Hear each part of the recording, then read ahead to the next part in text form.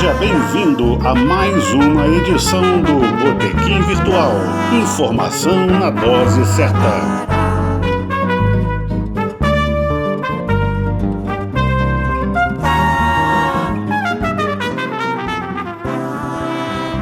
Olá, amigos e amigas do Botequim Virtual. Estamos reabrindo aqui a nossa humilde casa e hoje já temos aqui uma turma boa.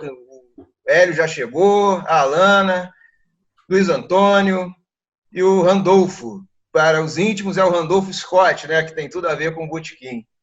Nosso convidado de hoje, se eu for apresentar o currículo dele, a gente vai tomar todo o tempo do Botequim. O cara é cronista, foi editor do Pasquim. Não sei se ele sabe, mas eu sou jornalista por causa do Pasquim. Ele também ele escreveu agora a biografia do Alfredinho, que faleceu recentemente, que é o nosso queridaço lá do Bip Bip, que é o Botequim não virtual, né? E um lugar frequentado por pessoas maravilhosas e que tem não só a questão artística, mas também a solidariedade humana impera, né? Tudo isso graças ao Alfredo, que foi o objeto da biografia que o Pimentel escreveu. O Pimenta também tem o site da revista Música Brasileira, é compositor dos bons, e eu ia começar perguntando para ele, já que nós estamos no Botequim Virtual, por onde anda o São Jorge dos botequins, que está fazendo muita falta, né? A gente está vivendo uma época meio de etiqueta, né, Pimenta? Então, queria começar com essa provocação aí. No final do programa, nós vamos colocar a música que ele fez com o Paulinho Cabeça, que faz essa homenagem aos nossos botequins da cidade e que são uma marca do Rio de Janeiro, né? Seja bem-vindo aí, Pimenta. Obrigado, boa tarde. Primeiro, desapareceram as imagens do São Jorge do Botequim, né? Agora estão desaparecendo os botequinhos mesmo, né? Aqueles que, antes da pandemia, já vinha fechando o botequim com uma frequência assustadora. Durante a pandemia, a maioria, por ser botequim, normalmente é de uma estrutura mais ou menos pobre. Tá? O sujeito não tem, dono de botequim não tem condições de sobreviver de portas fechadas. Então, o tempo que os botecos ficaram fechados, eu acho que isso acabou fazendo com que muitos arriassem a porta de aço de uma vez por todas. Alguns, nem todo botequim é que nem o nosso Bip Bip, que tem uma pleiade de amigos tão generosa que conseguimos fazer com que, através desse programa aí do Catarse, se levantasse um dinheirinho para o bar poder ficar fechado durante o período que for necessário. A maioria, coitado, não tem essa possibilidade. Então, o que sei e o que imagino é que muitos dos poucos que ainda existem não voltarão a abrir as portas. Mas, enfim, tudo isso faz parte dessa degradação moral e social que vem acontecendo já há algum tempo. Duas correções, Roger. Eu não fui editor do Pasquim. Do Pasquim eu fui colaborador já no final, porque eu já cheguei no Rio de Janeiro só em 75. Comecei a colaborar com o Pasquim em 77. Colaborei nos últimos anos. Eu fui editor do Pasquim 21, o Pasquim 21, que foi um jornal que o Ziraldo criou e dirigiu nos 2 primeiros anos do século XXI, né? 2001 a 2003. Antes, tínhamos feito a revista Bundas e a mesma equipe da revista Bundas fizemos o jornal Pasquim 21. E o livro do Alfredinho, eu não fiz exatamente uma biografia dele, nem tentei, porque não sou biógrafo e o Alfredinho, como você sabe, é um personagem imbiografável. Não cabe no livro. Pois é, eu chamei de crônicas biográficas. Sim. O subtítulo do livro o livro chama-se Alfredinho, o sobrenome Bip Bip, e o subtítulo é Crônicas Biográficas sobre um homem, um bar e um afeto que não se encerra. Então, são crônicas minhas que eu fui costurando elas com informações poucas que eu possuía da biografia dele e algumas que eu consegui levantar no curto tempo que eu tive para produzir o livro, porque eu tive a ideia de fazer o livro imediatamente após a morte dele, e queria lançar naquele mesmo ano de 2019, no ano da morte dele. Então, ele morreu em março, em abril eu comecei a fazer o livro, em setembro, no aniversário dele, eu estava lançando o livro, mas a intenção era essa. Então, eu fui costurando informações da biografia dele, coisas que eu levantei de pesquisas com amigos e com parentes, muita coisa que eu mesmo sabia, e crônicas criativas inventadas sobre o personagem, crônicas de que ele não viveu, mas que poderia perfeitamente ter vivido, e nisso resultou no livro. Sim, eu pelo menos comecei a ler e só parei na última página. Eu não interrompi a leitura, de tão agradável que foi, até pelo sentimento que envolve a figura do Alfredo, né? Mas a Alana queria perguntar, né, Alana? Eu queria. Ô, Luiz, com esses escândalos todos que a gente está vendo aí nos governos estaduais, federal, enfim, isso, como é que seria no Pasquim isso? Num jornal de humor, né? Seria um prato cheio, mas, ao mesmo tempo, Alana, eu acho que isso está tudo tão vulgarizado que seria difícil. Um jornal como o Pasquim estaria tendo dificuldade hoje de trabalhar esse material. O Pasquim ridicularizava coisas que nos assustavam, quer dizer, decisões da ditadura que pareciam absolutamente absurdas, personagens da cultura brasileira que tomavam rumos inesperados. Eram coisas possíveis de se trabalhar através do humor. Hoje, o ridículo chegou a um ponto tão assustador. As decisões do presidente da República, as decisões do seu plantel, do seu quadro de ministro, a vida cotidiana, o que os políticos estão fazendo na vida pública e na privada, essa suruba em que mistura família com política, essas decisões do governo diante dessa pandemia, eu acho que até o humor ia ter dificuldade de lidar com isso, porque estaríamos todos nós, criadores, muito perplexos diante disso, porque existe uma coisa que a piada está pronta. Era preciso fazer piada em cima da realidade na época das grandes publicações de humor. Hoje a realidade oferece a piada tão pronta que não dá chance dos criadores transformar essa realidade em piada. A piada está pronta e é de absoluto mau gosto. Então, sinceramente, eu acho que ia ser muito difícil trabalhar esse material em textos de humor, em cartoons. Você vê que quando os chargistas ainda estão atuando, mas quando eles conseguem trabalhar, vide a charge, a famosa charge do Aroeira, censurada pelo Bolsonaro, quando eles conseguem trabalhar o humor, é inevitavelmente um humor raivoso, um humor puto da vida. O charme do humor de misturar a crítica com a brincadeira está sendo difícil se manter, porque os humoristas não estão conseguindo brincar. O momento não é para brincar. O momento é de muita raiva, de muita bronca. Então, eu acho que estamos todos fazendo um humor zangado, violento, mas os tempos são outros. Parece que as figuras são públicas, mas é na privada que eles se inspiram, né? Eles se inspiram, né? Como já disse o Barão de Tararé, eles estão fazendo na vida pública o que fazem na privada. Exatamente. Agora, até esqueci, como eu disse, se for falar do Pimenta, hoje eu não vou terminar, né? Ele também está junto com a turma do Mais Humor, né? Que são também... Se você puder depois falar sobre essa novidade aí. O Mais Humor é uma iniciativa de 10 cartunistas e um redator, né? Um jornalista, que sou eu, como também faço texto de humor e sempre fiz. Eles me convidaram, mesmo o jornal sendo basicamente um jornal de cartoons. Então, eu sou um peixe meio fora d'água, mas que estou ali perfeitamente encaixado.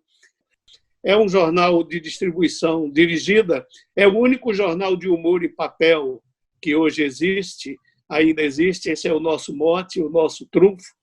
É distribuído em vários pontos, como Centro Cultural dos Correios, Centro Cultural Banco do Brasil, bibliotecas, bares, tem uma relação de pontos de distribuição. Então, o último número saiu no começo do ano, distribuímos, se eu não me engano, entre fevereiro e março. Daí para cá não pudemos mais fazer, porque não tem como ir para a rua distribuir, não tem como as pessoas pegarem jornal, está todo mundo com medo de papel. Então, estamos fazendo, na medida do possível, sustentando ali no Facebook, colocando textos, colocando piadas, e na esperança de que tudo isso passe para a gente voltar a fazer o jornal. O Randolfo, deixa eu só perguntar, aproveitar aqui para não perder o embalo. O Pimenta, quem quiser adquirir o jornal ou comprar o seu livro, como é que faz com esse tempo aí de pandemia? O jornal, quem quiser adquirir, tem que ser através de assinatura. Há um e-mail que é o maishumor@gmail.com. É possível acompanhar todo o nosso trabalho hoje no Facebook, e lá nós vamos dando informações constantes. O livro do Alfredinho, ele é vendido em formato digital, distribuído pela Digitaliza Brasil. Se colocar o nome do livro, Alfredinho, sobrenome Bip Bip, nas livrarias digitais, Amazon, Saraiva e todas elas, vai aparecer e aparece como comprar. E o livro impresso em papel, o principal ponto de venda sempre foi o próprio Bip Bip. Foi lá que, no lançamento, ele se esgotou, a primeira tiragem pequena que fizemos. Quando eu fiz a segunda tiragem, o bar fechou. Estou com essa tiragem toda guardada, esperando o bar reabrir, porque de livraria só tinha na livraria Folha Seca, que também está fechada. O principal ponto de venda sempre foi o Bip Bip, ou pelo e-mail da editora, Mirra Comunicação sem acento, @gmail.com. Seu Randolfo. Luiz, você realmente tocou num ponto importantíssimo da questão do humor. Eu sempre coloco a minha vida profissional em 3 fases: antes, durante e depois da ditadura. São 3 fases bem distintas, né? Eu trabalhei em jornal antes da ditadura, durante a ditadura e agora após a ditadura. A mesma coisa foi o humor. Os anos 60 foi um prodígio em matéria de visão de humor, inteligência do humor, porque você tinha um Estevão, você tinha o Carlos Estevão, tinha um Noronha, como era o nome daquele lá do Cruzeiro? Périx, você tinha uns caras que faziam humor de uma maneira bem debochada, mas bem inteligente. Então, o próprio Pasquim, se fosse hoje, o Pasquim lançasse uma capa como aquela, quando ele lançou Maitê Proença, na primeira página, Maitezão, foi um negócio assim que o pessoal comprou o jornal só porque achava aquilo como um abuso. Aí pegava, ia ler a matéria e via que era uma matéria extremamente relacionada ao trabalho profissional dela, entende? Hoje você vê aí, escrachado, ninguém quer saber o que aquele modelo faz. Isso aí é que eu acho que foi fundamental, essa mudança. O Sérgio Porto mesmo, Sérgio não, o homem lá da Última Hora, ele fazia na coluna dele, brincando aquelas brincadeiras lá no Lins Vasconcelos, ninguém nem sabia o que era Lins Vasconcelos, mas ele fazia com humor e levava o leitor dele a ter como é que era aquele pessoal ali do Lins, como é que era a vivência. E outra pergunta que eu ia fazer a você, como é que você viu o humor do Alfredinho? O humor do Alfredinho era tão sofisticado que pouquíssimos percebiam. Porque, na verdade, o Alfredinho era o anti-humor, né? Ele era o mal-humorado por natureza. Mas ele era tão mal-humorado e ele exercitava com tanto charme esse mau humor que isso acabou se tornando uma marca do humor dele. As pessoas riam. Quando ele fazia aqueles discursos aborrecidos, xingando todo mundo, estão querendo me fuder, não sei o quê, todo mundo ria, porque aquilo era uma bronca que 5 segundos depois já tinha passado. Então, era um humor muito particular. Só quem convivia muito próximo com ele entendia bem esse humor, porque podia ver o outro lado. Muita gente não teve a oportunidade de ver que esse mau humor era o seu lado humorado, porque quando ele manifestava, as pessoas se aborreciam e iam embora. Eu conheço muita gente que me falava: cara, como é que você consegue frequentar o Bico? Como é que você consegue gostar do Alfredinho? Eu fui uma vez para nunca mais. Eu ouvi isso de muita gente, porque era difícil entender aquele estado de espírito particularíssimo dele, né? Agora, eu queria, excelente o seu comentário sobre o humor nos tempos do mau humor, né? A diferença, o exemplo que você dá do Stanislau Ponte Preta, daquela turma do O Cruzeiro, Milô, Péricles, Carlos Estevão, da turma do Pasquim. E quando você lembra da capa da Maitezão, eu queria lembrar que, além da capa da Maitê, outras capas feitas por mulheres bonitas, que nem Tânia Ché, Leila Diniz, hoje, todas essas capas ainda enfrentariam um outro problema que vai além do problema político, que é o politicamente correto. Essas capas hoje teriam uma perseguição específica, que seria acusado de exploração do corpo feminino. O Pasquim, ao colocar aquelas mulheres nuas na capa, a intenção não era mostrar a Leila Diniz nua, porque a Leila Diniz nua você podia ver no teatro, podia ver na praia. A intenção era mostrar a rebeldia da Leila Diniz e a sua liberdade com relação ao seu próprio corpo. Isso hoje não seria entendido. Seria muito difícil fazer hoje o humor que o Pasquim fazia.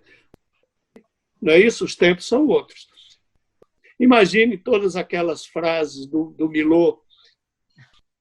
O movimento, sinto muito, mas o mais belo dos movimentos feministas ainda é o dos quadris. Na época, essa frase fez um sucesso absoluto. Essa frase hoje, o Milô seria enforcado em praça pública. Quem vai provocar o Pimenta agora? Eu posso. Rodrigo? Vai, Rodrigo. Uma provocação, hein? Provocação não, uma análise, digamos assim, sua. Voltando aí, Pimenta, ao que você estava falando do botequim, do fechamento dos botequins, da mudança de forma dos botequins, sem querer ser melancólico, mas vendo o mundo de hoje, pensando para onde a gente vai. O botequim como essa coisa carioca tão rica, essa sapiência, essa sabedoria mesmo de muito assunto, muita conversa, muito apontar de caminhos, sempre com o viés do humor.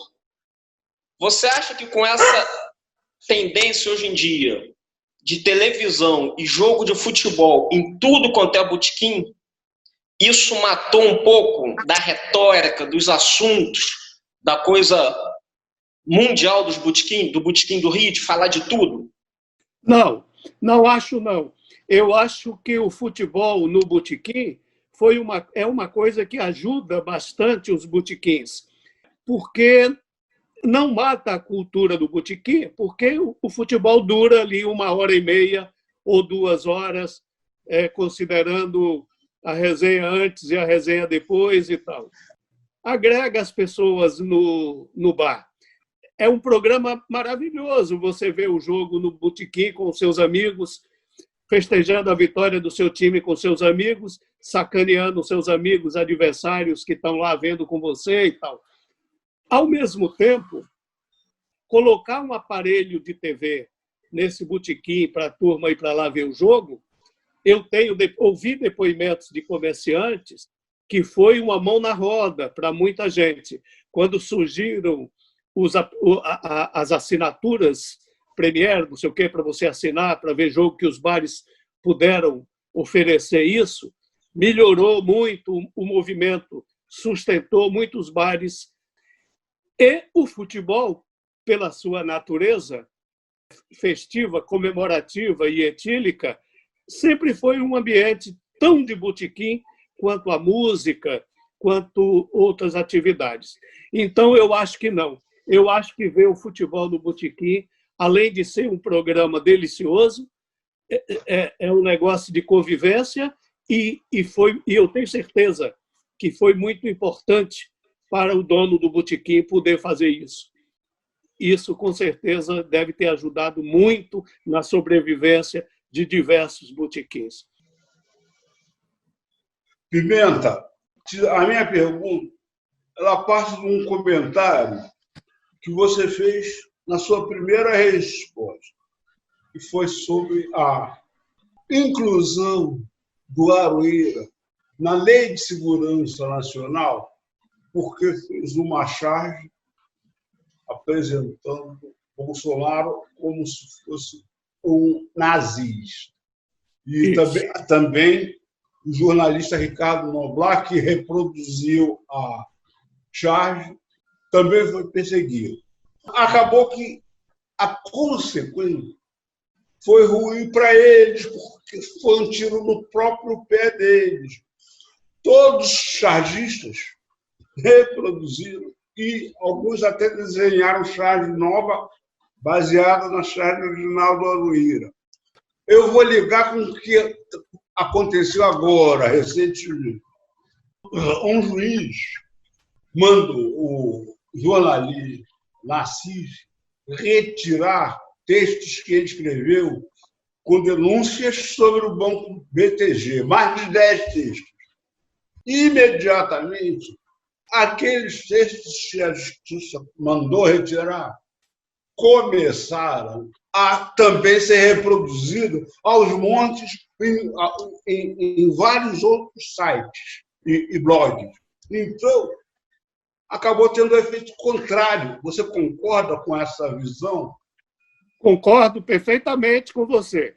Teve efeito contrário, foi favorável à causa, né? À causa do cartunista, à causa do jornalismo combativo, que neste momento, pelo menos neste momento, ao reproduzir a charge, o Noblat fez. No caso do Assif, é a mesma coisa.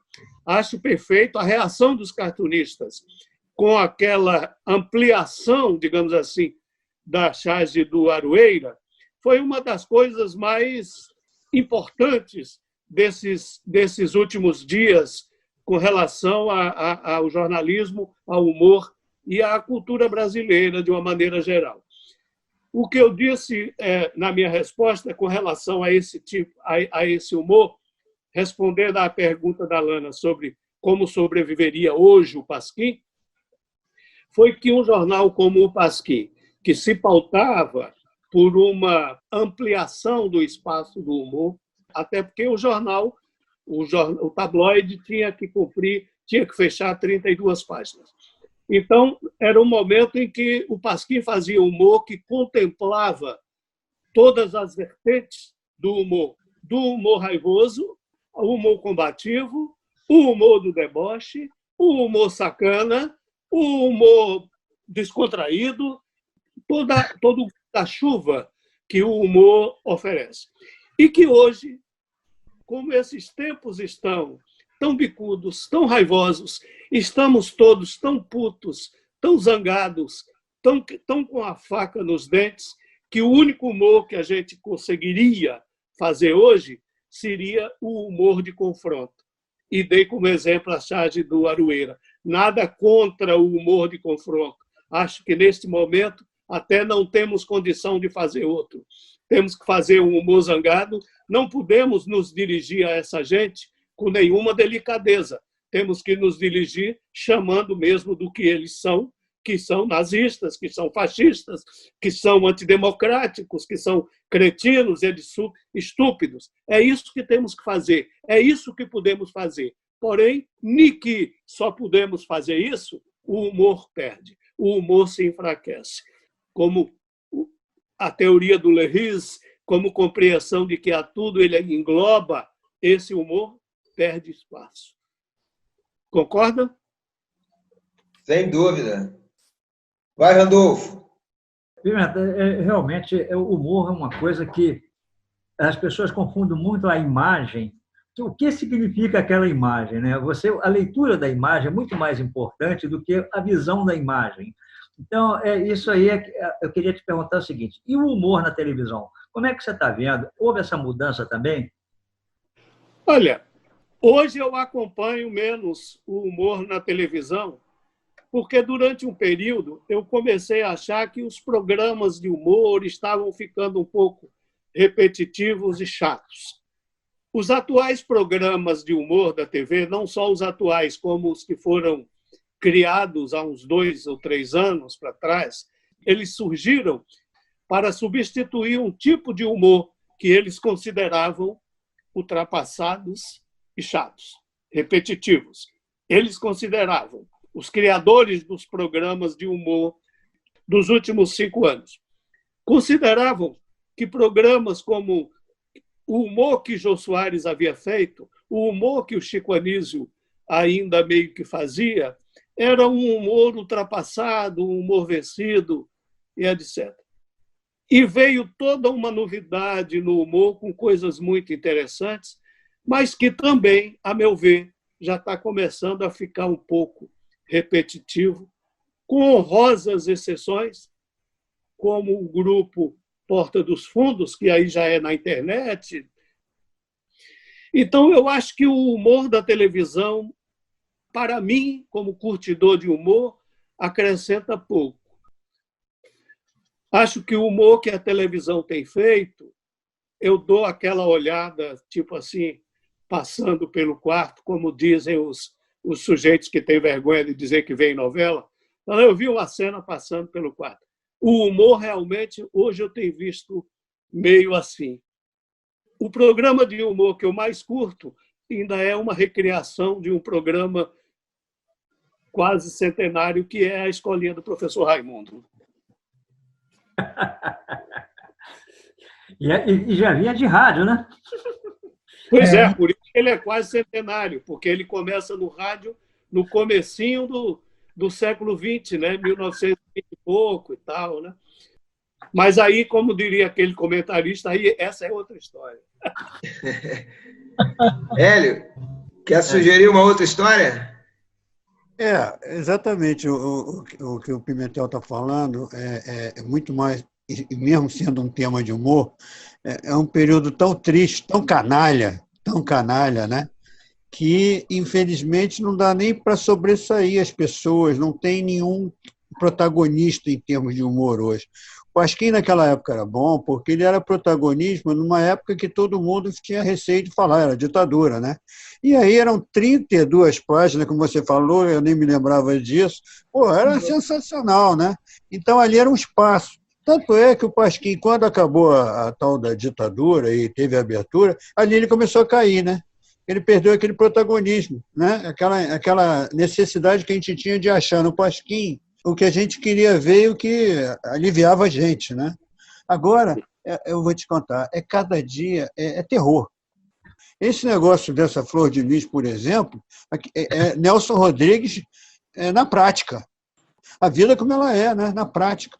Então, realmente, mais do que uma pergunta, Pimentel, mais concordando com você, que está muito, desculpe a palavra, vou usar, a Alana não está aí, escroto. Esse exemplo da Flor de Lis é perfeito, porque se a gente quiser trabalhar esse material no campo do humor, o que quer que a gente faça, seja uma crônica, seja uma charge, seja um cartoon, o que quer que a gente faça sobre isso fica aquém da realidade.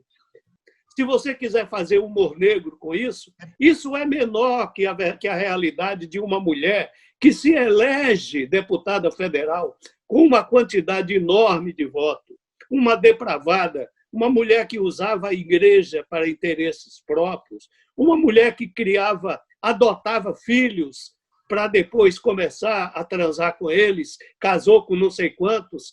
Ela transcende Nelson Rodrigues, ela vai para Aristófanes, ela vai para a comédia, não é, para a comédia grega, tratar isso. Por isso que eu disse na primeira pergunta que tratar a realidade, os dias de hoje com humor, estaria muito difícil, que seria muito difícil para um humorista sobreviver hoje fazendo só humor com esta realidade.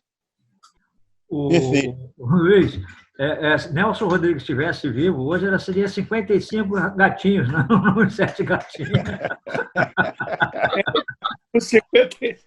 Perfeito, Rodrigo. Excelente. Uma recriação da festa. Excelente, excelente. Agora, voltando um pouco para o Botequim. Mas ele não poderia adaptar o toda nudez, será castigado, né? E naquele ambiente tem uma coisa que a nudez não tem, é castigo. Voltando um pouco para o Botequim, Luiz, a pandemia provavelmente ela vai alterar o hábito de botequim. O afastamento vai levando as pessoas a mais se isolarem do que antigamente. Então, como é que você vê o futuro do botequim? Porque eu sempre digo, se você quer fazer análise, vá para um botequim, cara. Você vai encontrar excelentes analistas que vão discutir seus problemas com você, os caminhos a serem seguidos, entende? Então, como é que você vê esse futuro? Acho que as perspectivas são tristes, são péssimas para a sobrevivência dos botequins, Randolfo. Não só por conta dessa pandemia, que agora piorou muito a possibilidade de sobrevivência deles, como eles já vinham enfrentando uma realidade muito perversa. Primeiro, a lei de mercado, não é? A questão, a lei urbana, a exploração urbana de mercado. O valor do espaço físico, né? O sujeito pagar aluguel para manter um botequim, começaram a comprar esses botecos para transformar no que eu chamo no samba que eu fiz com o Paulinho do Cavaco, que o Rogério citou, Saudades dos Meus Botequins, eu chamo de boteco de grife, que é essa série de botequins que vem surgindo aí há algum tempo. Esses botecos de grife foram comprando os pequenos botecos. A maioria dos proprietários não vem conseguindo manter os espaços físicos do seu.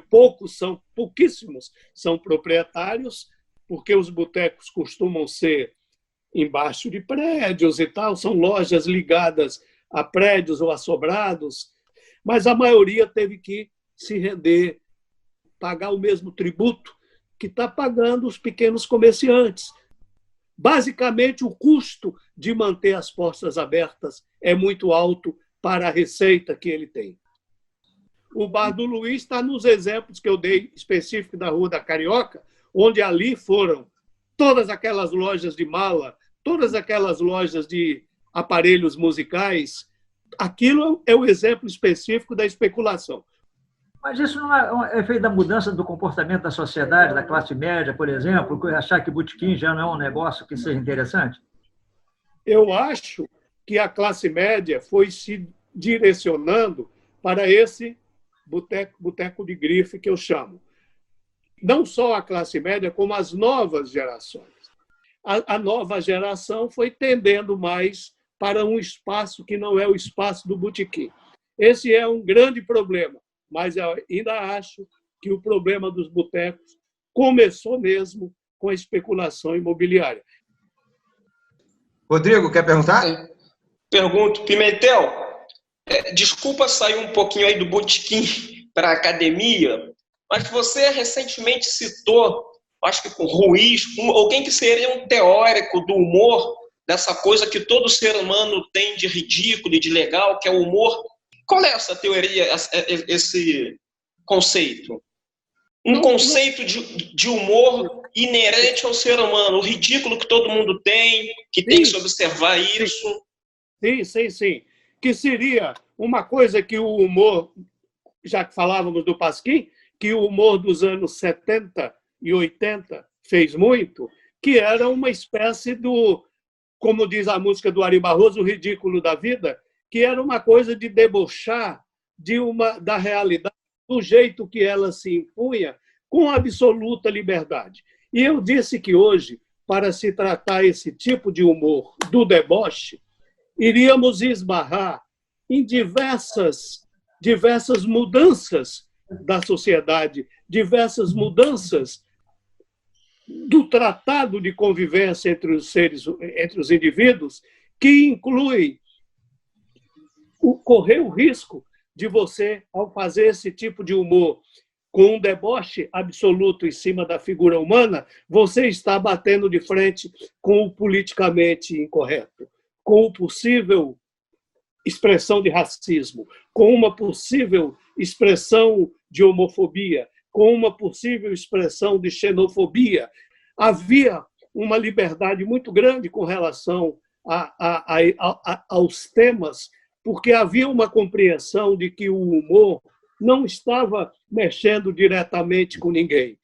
Que quando o Jô Soares fazia sucesso com um personagem que era um anão, havia um entendimento de que o anão existia e que muita gente achava aquilo engraçado. Então ele fazia o humor, aquela piada, para quem achava aquilo engraçado. Quem não achava simplesmente dizia: eu não acho engraçado, como acontecia com os personagens do Chico Anísio, com gays, por exemplo, ou com a mulher feia, Dona Bela. A Dona Bela na escolinha é uma personagem que sobreviveu 40 anos. Era uma coisa agressiva, absolutamente agressiva, mas ele conseguia fazer. Hoje eu acho impossível se fazer esse tipo de humor sem ferir muitas suscetibilidades, sem criar problemas muito complicados no seio da sociedade e você adquirir pechas de racistas, de preconceituosos, etc. Então, o conceito do humor mudou, como mudou a vida, como mudou a sociedade. Ok, meus amigos. Eu me lembro aqui que, além do politicamente correto, tem uns atores de filme pornô também que se levantam pela moral e os bons costumes, né? Nós aqui também sofremos o que o Bip Bip sofria, né? Os vizinhos que detestavam música boa. Aqui o patrão aqui do aplicativo já está avisando que o nosso tempo está se encerrando. Então, eu queria agradecer a todo mundo, e principalmente ao Pimenta, e vamos encerrar com a música Saudade dos Meus Botequins, do Paulinho do Cavaco, também conhecido como Paulinho Cabeça, e do Luiz Pimentel, nosso querido que veio aqui abrilhantar nosso encontro e já está convidado para outras reuniões e candidato a sócio-atleta aqui do nosso botequim. Um abração para todos e fiquem com Deus e com São Jorge. Vamos ouvir o samba.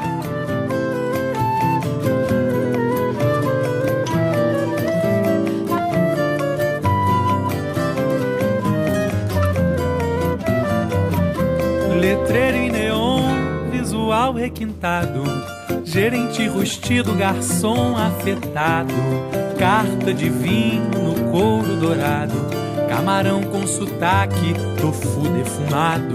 É point da moda, não sai dos jornais, cheio de frescuras, espelhos vitrais, toalete exalando perfumes florais, beach boys patricinhas falando demais. Em boteco de grife eu não piso jamais.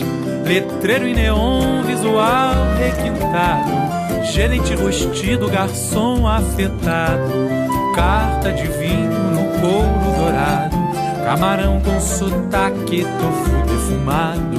É point da moda, não sai dos jornais, cheio de frescuras, espelhos vitrais, toalete exalando perfumes florais, beach boys patricinhas falando demais.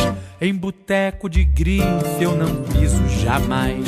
Eu sinto saudade dos meus botequins, salão e cozinha pra lá de chinfrim, feijão mocotó fervendo na panela e um gato dormindo em cima da janela, pastel empadinha, giló na terrina, banheiro com cheiro de naftalina, o porre, a paquera, a conversa fiada e a dor de corno que virou piada.